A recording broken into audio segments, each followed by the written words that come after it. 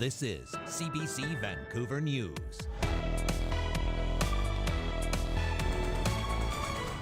We can't stay here for 5 days and spend Christmas here in the airport. We sleep in here.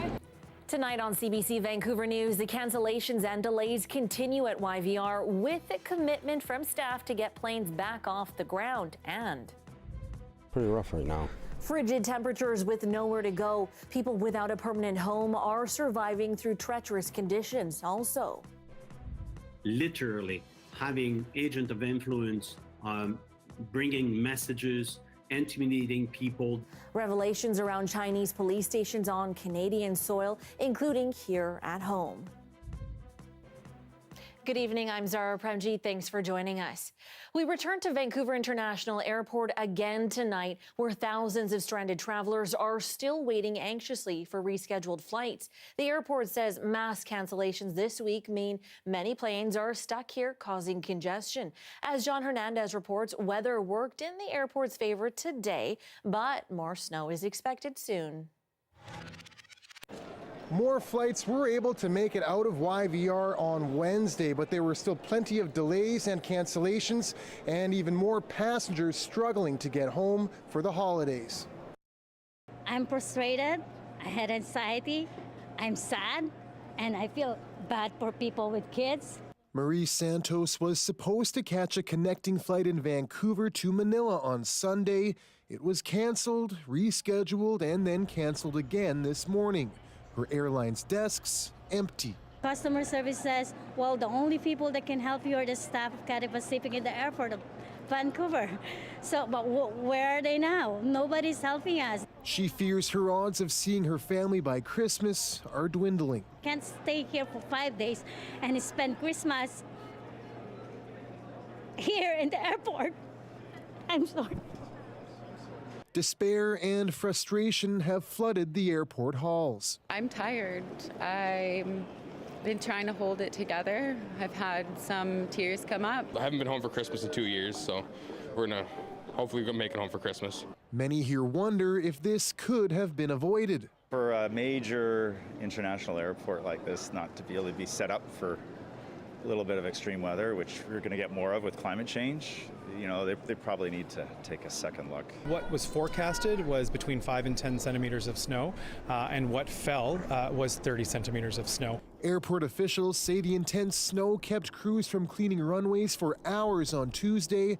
The sweeping delays and cancellations means the airport is still congested. Our priority is to get folks moving, to get aircraft off the ground so we can free up gates. In order to facilitate that, we did make the decision to close to international inbound arrivals for a period of 48 hours. The next 2 days, crucial to getting planes out before more snow comes in. Our message to travelers is it's been challenging and it's going to be challenging in the coming days. Challenges that are sure to dash the hopes that many people here are hanging on to. I just wish that everybody has a good holiday season and safely gets to where they need to go and can make the best of it, whether they're with their family or not this year.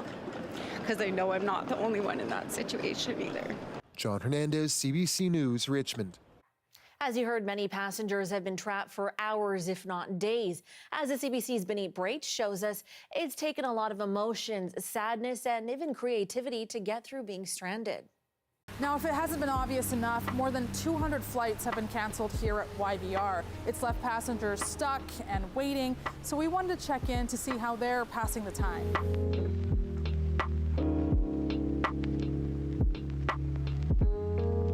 How are you feeling right now? Very emotional. We're supposed to be seeing these guys in England. Yeah, that's my parents and my sister. First Christmas with them in 11 years, and we're not there yet. Tell me about how you're passing the time. iPads, Skyping these guys, trying to find some food. Yeah, just hanging around. This has been the craziest 24 hours of my life, possibly. We're waiting on the plane for 8 hours. And we got to the end of the runway. We were about to take off, and then they said we can't fly. It was just so heartbreaking. How are you passing the time? What have you been doing? You got your little nail kit out? Sometimes you get nervous and I don't know, just always trim my nails.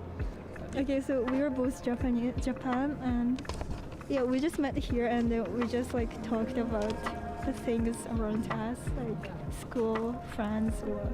New friends? I think so. I know you've been here for a bit now, but is there any moment here that felt like good news to you or you felt positive about something? They brought snacks around a few times. That's been good. Got a granola bar, got a mandarin orange. That was good. You know, you start to appreciate the downtime because it has been so busy and so many people. You do appreciate the time just with your family, you know, playing the small games that you don't get to do really in your day-to-day activity, right? Like, it's nice that to have that reflection and just remember that those small things are really important, and yeah, it keeps it fun and close. So. To more transportation challenges now. It's been less than ideal sailing conditions for travelers and crew on BC ferries. As Claire Palmer reports, about 100 sailings so far have been affected by the snowfall. Our next scheduled sailing has been delayed by approximately 30 minutes. Weather continues to weigh on travelers on and around Vancouver Island. Numerous BC ferry sailings were cancelled today in Nanaimo, the South Island, and the Lower Mainland. Officials say some crossings were scrubbed because of problems with a rescue boat on the Queen of Oak Bay. Challenges with snow removal and frozen pipes hit other routes. BC Ferries is working with Environment Canada to watch the weather closely.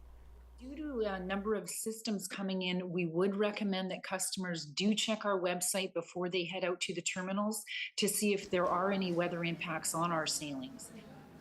Many travelers say they understand the delays. I grew up on the island. You get here when you get here. You leave when you leave. So, yeah, I'm not too disrupted, and it's pretty quiet, and the roads are good. So I'm happy. A little nerve-wracking. Absolutely, most definitely a little nerve-wracking. Hoping for the best and trying to be positive. Well, the roads were decent getting here, and you know, it's part of the travel day, so we're expecting delays everywhere we go. It's just going to take our time getting home, so that's what we're looking forward to, is getting back to Ucluelet. And ferry workers have been busy trying to get schedules back on track. Keep in mind that the folks you see, the folks in uniform, those are my members, and they are doing the best they can with what they have, and they're not responsible for the disruptions. They're the ones keeping the vessels going wherever possible. BC Ferries urges passengers to monitor their website and social media for updates. Claire Palmer, CBC News, Nanaimo. And another blow to BC travelers. Part of the Coquihalla Highway will remain closed overnight. The area between Hope and Merritt will be closed because of a vehicle incident and vehicle recoveries. And it will remain closed until winds ease and contractors can get the road ready for drivers. For now, it's set to reopen at 6 a.m. Now, people living in a tent encampment in Vancouver's Crab Park say they need support to help them endure the frigid temperatures. They say the snow has made life even harder. Advocates say about 50 people call the camp home, some of whom have not been able to find a warm place to sleep. Well, it's pretty tough here right now. We have no electricity. It's hard to get deliveries in here from people who would like to help out. Yeah, it's pretty rough right now. You know, we have to all bundle together, and we're all on battery-operated lights and propane stoves, so we can have heat and cook. And if you're not down here 24/7, clearing off the snow off your tents and stuff, they're going to collapse on you, and what you do have is going to be ruined. So, yeah, it's really hard right now. We walk around and we go tent to tent, and we check and call out their names and call out if anybody's in there. If no answers, try to see if we can peek in or not, because it is a residence, so we can't go inside, we can't open their tents, and you know, it's and we just check and make sure everybody's okay, and then where everybody gathers in the warm-up tent to stay warm and dry, we make sure everybody's fed and full, and you know, no cuts and bruises and stuff like that, and take care of each other like family, you know. Now, if you have to drive in this winter weather, Richmond RCMP has a warning for you. Clean off your car or get ready to pay. The force says they stop drivers like these out on the roads, blocked windows, snow piled on the roofs, covered lights. If you don't properly clear off your car, you could get slapped with a $109 fine and 3 penalty points. Sometimes it's a matter of educating and ensuring that the snow is removed, but there are times obviously where our officers are issuing tickets. RCMP says leaving snow on the roof can be dangerous since it can fly off or come down in chunks, causing damage or injuries. Even softer, powdery snow can blow around and make it harder to see. The extreme weather is affecting the entire province. In Prince George, they're used to snow, but that's nothing compared to the bitter cold sweeping down from the Arctic. Environment Canada has issued an extreme cold warning for many parts of the interior. It fell to -32 in Prince George, with the estimated wind chill making it feel like -37. The cold and icy conditions outside are posing a major challenge for many seniors across BC. And with even more older adults needing help with daily tasks, organizations that provide those supports are struggling to keep up with the demand. The United Way of BC says at least 100 new volunteers are needed to aid seniors living an independent lifestyle at home. The Better at Home program provides essential non-meal services to those older adults living at home.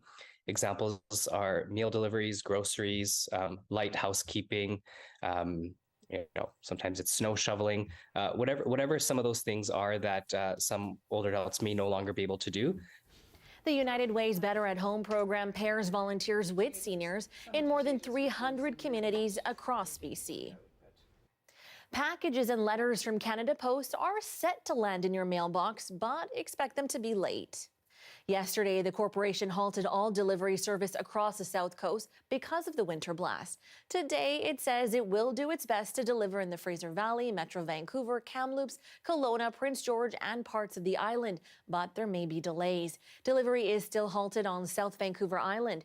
You're reminded to please clear your walkway and steps so letter carriers can safely deliver your stuff.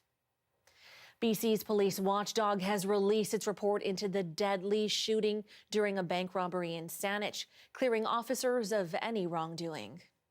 It is my sincere hope that the detailed and evidence-based report published today by the Chief Civilian Director of the Independent Investigations Office of BC provides answers to many of your questions. The report finds 2 suspects who were brothers were armed and posed a clear threat of death or bodily harm. The Independent Investigations Office also found police acted lawfully when they shot back at the armed pair. Well, BC Hydro is hitting pause on new cryptocurrency mining operations for next year. The Crown Corp is dialing back in order to prioritize climate action goals. Crypto miners like Bitcoin need huge amounts of energy to operate. BC Hydro says it recently rejected 21 requests from projects that were asking to draw a total of 1,400 megawatts. That's enough to power roughly 570,000 homes in BC each year. Now, for many, holidays are about spreading cheer and togetherness, rather. And for one family in Richmond, it's about sharing the celebration of Hanukkah with their neighbors. Ali Patarge takes us inside their home, where the Festival of Light helped 2 families see each other a bit more clearly. Hello. Hey. Thank you. Welcome. Welcome. On the second night of Hanukkah, the Shimonoviches had special guests. Their German neighbors, the Lehmans, wanted to learn more about the family's celebrations. And I said, why not? If you can share knowledge and welcome our neighbors here, it's great. So we can light the Hanukkah, the menorah together. And it says that a little bit of light can dispel a lot of darkness. We went to the library and we got some books on Hanukkah and we read about it and we listened to like the typical song, but it's different when you're in someone's house and they invite you in and they let you be part of it. The Shimonoviches had planned a night of sharing knowledge, food, and play, and the Lehman children got to do the honors of setting the lights of Hanukkah aglow.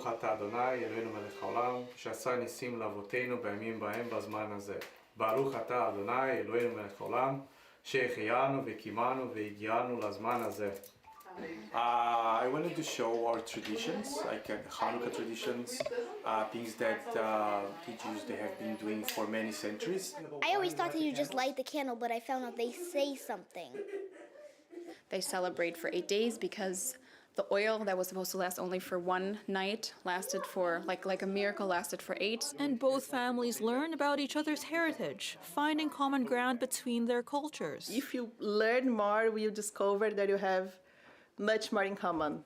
The world is a better place when we respect each other, and respect, I think, comes from understanding each other. For Louise Shimanovich, the night boiled down to the Jewish concept of Tikkun Olam. It's fixing the word.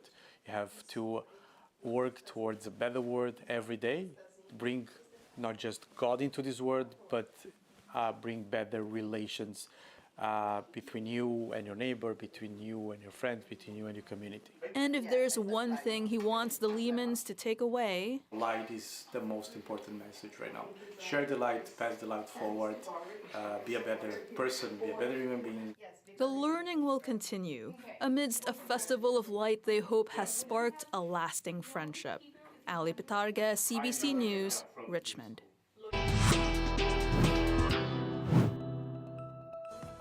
Concerns over alleged Chinese police stations on Canadian soil, including one in Vancouver. More on that revelation when we return. Stay with us.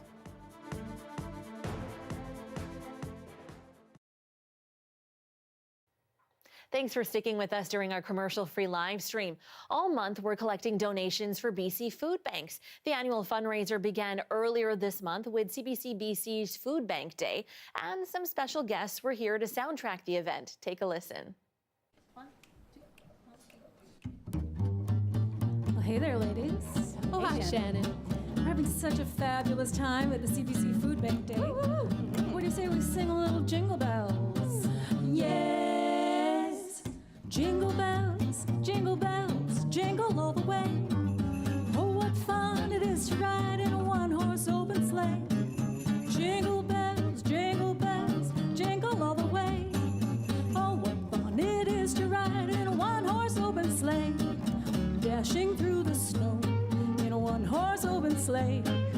O'er the fields we go, laughing all the way. Bells on bobtails ring, they're making spirits bright. What fun it is to ride and sing a sleighing song tonight. Jingle bells, jingle bells, jingle all the way. Oh, what fun it is to ride in a one-horse open sleigh. Jingle bells, jingle bells, jingle all the way. Oh, what a lot of fun to ride and sing in a one-horse open sleigh. Okay, dashing through the snow, we are dashing in a one-horse open sleigh. One-horse sleigh. Over the fields we go. Over the fields we go, laughing all the way. All the way. Bells on bobtails ring. You know they're making spirits bright. What fun it is to ride and sing a sleighing song tonight. Jingle bells, jingle all the way. Oh, what fun it is to ride in a one-horse open sleigh. Jingling, jingling, jingling bells all the way. Oh, what fun it is to ride in a one-horse open sleigh. Hey, ba-da-da-da, da-da-da-da-da, da-da-da-da-da, ooh.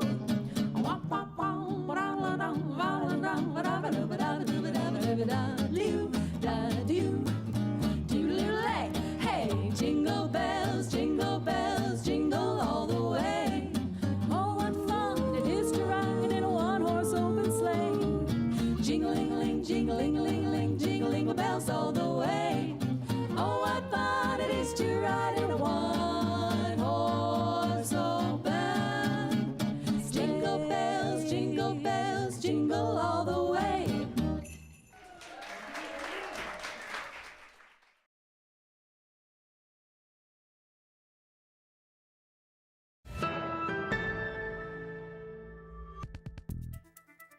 5 Chinese police stations are allegedly located on Canadian soil, including one in Vancouver.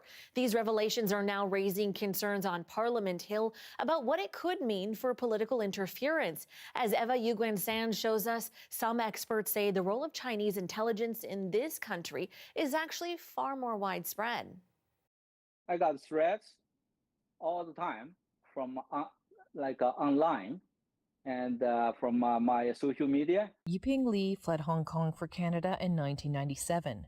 Even on the other side of the ocean, he says the Chinese government was still watching. Published my home address and my phone number and my mom's phone number, and I ask everybody to phone me. In recent months, civil rights group Safeguard Defenders has reported on 102 alleged police stations operated by China in 53 countries, including 5 in Canada. But some have known about them for years. Our clients had been telling us about these stations and undercover police officers from China as early as 2017. Earlier this month, a friendship society in Richmond was visited by RCMP officers after Safeguard Defenders reported a station was located in Vancouver. A counterintelligence expert says the stations are a symbol of much wider activities. What we're talking about is literally having agent of influence, bringing messages, intimidating people directly, following people, taking pictures, spreading rumors on the social media, false news. The Chinese embassy says the offices are volunteer-run service stations to help expats with processes like renewing driver's licenses. But experts say they're a symbol of fear and intimidation towards the Chinese diaspora. Intimidating the people, they're trying to sort of show of force, if I may say, by saying, look, even the Canadian government cannot stop us to open these kind of offices. And the targets of intimidation are widespread. They're former state functionary that have been accused of bribery or corruption or abuse of power after a changing of the guards. But I'm also aware of human rights defenders or dissidents or Uyghurs or Falun Gong practitioners. Juno Katsuya says foreign interference should be written into the Criminal Code of Canada. What the criminal codes offered currently is things like harassment, defamation, but it's not enough. RCMP say they are investigating the alleged police station for reports of criminal activity. As of now, Canadian authorities haven't yet confirmed the locations of any Chinese police stations. Eva Yuguen-Sen, CBC News, Vancouver. All right, a beautiful live shot of Grouse Mountain. Kuljeet Kaila will have your full forecast coming up next.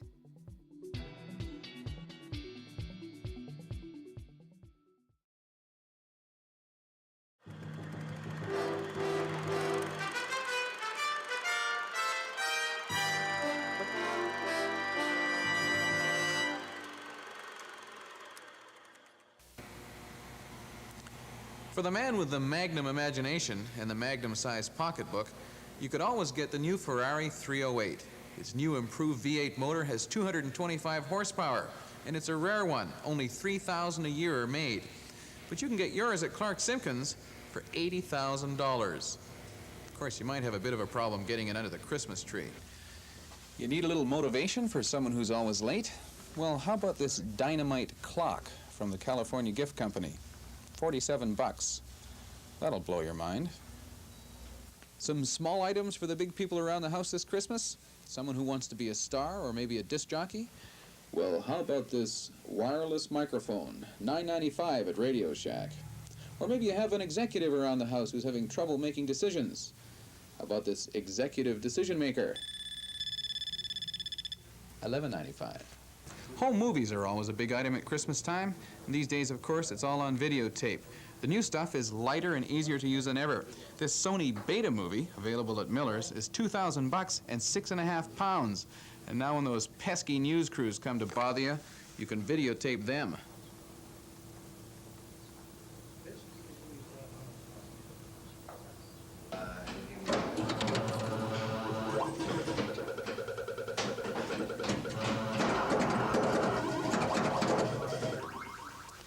In the days before video games, there was pinball.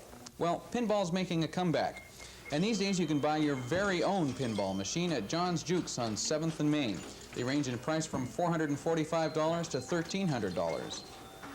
Something else you can get at John's Jukes for the music lover is an old jukebox. They range in price from about $1,000 to about $7,000 fully restored for something like this old Wurlitzer.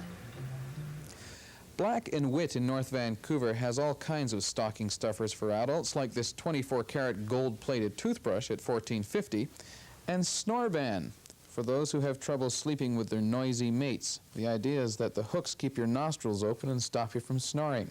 $5.99. This is a little something for those times when you have to leave people waiting on the phone.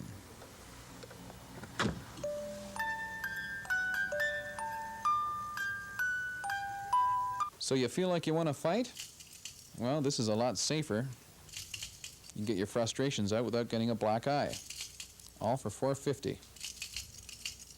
If you got a sailor around the house that you want to buy something really special for, and money's no object, well, how about the Maple Leaf 68, built by Cooper Yachts in Port Coquitlam? It's the largest fiberglass production sailboat built in North America. It's got 6 cabins that sleep 12, crew quarters for 3, a fully equipped galley, and a giant salon. The price tag? No problem. $665,000. Ho, ho, ho.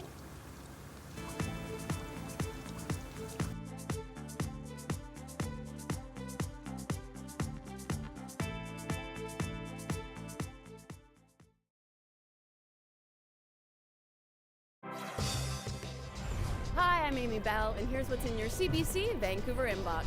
Stream holiday episodes of your favorite CBC shows like The Great Canadian Baking Show and other festive films on demand on CBC Gem. Check it out at gem.cbc.ca. And never miss a special programming series, event, or contest. Subscribe to CBC Vancouver's e-newsletter at cbc.ca/Vancouver Inbox and keep connected with us. The weather update is brought to you by Direct Buy Furnace, installing the most reliable heating and cooling brand. It's hard to stop a train.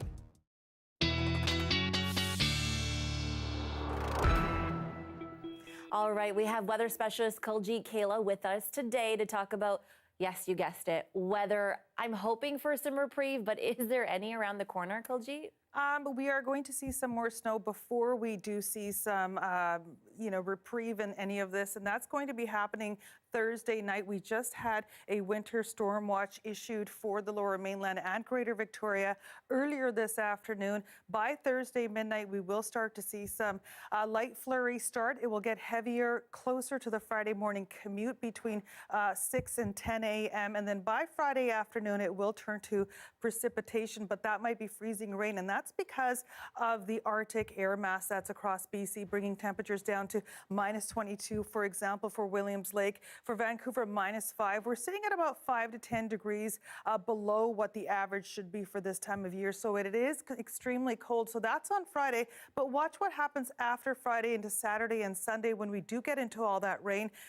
This gets reversed, +7 degrees. So more on what it should be for this time of year, the average temperature. So it will get a lot warmer very quickly while we're getting that snow and that rain. And that's where I'm hoping that rain doesn't turn into ice or freezing rain. Right now, though, tonight with the Arctic cold that is affecting us, we're going to see temperatures overnight for Vancouver of -22 with an estimated wind chill, -23 for Abbotsford, and even -17 for Victoria, and with the wind chill for Whistler, -32 overnight tonight. But this will be the last of that coldness that we will see. Like I said, today's -10, our average should be sitting closer to 6 degrees on the plus side. Our last record low was 12.7 back in 1990.